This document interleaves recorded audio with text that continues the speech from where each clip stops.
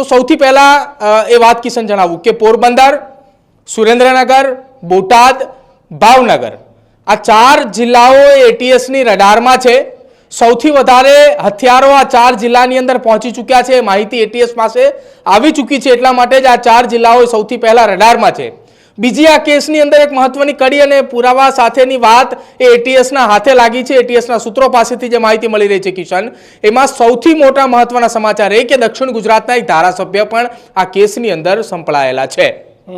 એ ધારાસભ્ય પાસે પણ રિવોલ્વર છે અને એ રિવોલ્વર પણ નાગાલેન્ડ અને મણિપુરના જે બોગસ બનાવટી લાયસન્સ છે તેના આધારે તેમની પાસે છે। બીજી મહત્વની વાત એ છે કે એમના મળતિયાઓ પાસે પણ એ હથિયારો પહોંચી ચૂક્યા છે।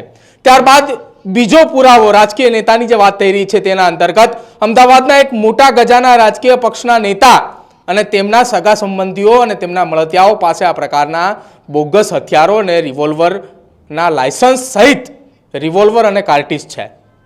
હવે ત્રીજા નંબરે વાત ચાલી રહી છે સુરેન્દ્રનગર જિલ્લાની અંદર।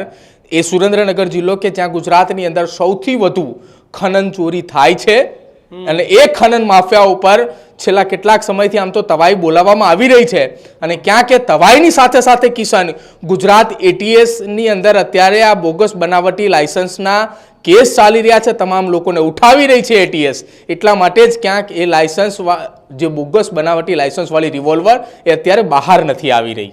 સુરેન્દ્રનગરની અંદર એક રાજકીય પક્ષના નેતા છે, એ નેતાઓના સગા સંબંધીઓ એટલા બધા મજબૂત અને એટલા બધા પાવરફુલ છે કે એમના નામે અત્યારે આ રિવોલ્વરો, એમના નામે અત્યારે આ કાર્ટિસ બોગસ લાયસન્સ વાળી એ તમામ જગ્યાએ અત્યારે ફરી રહી છે।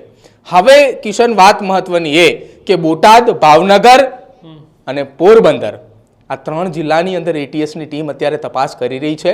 ક્યાંક સૂત્રો તરફથી એવી પણ માહિતી મળી રહી છે કે આ 3 જિલ્લાની અંદરથી જે કલાકારો છે એ અને રાજકીય કેટલાક નેતાના સગા સંબંધીઓ પાસેથી હથિયારો મળી શકે, કેમ કે એટીએસે 108 લોકોની સામે આ કેસની અંદર ફરિયાદ નોંધી હતી, જેમાં લગભગ 23 થી 25ની આસપાસ આંકડો પહોંચી ચૂક્યો છે ધરપકડનો।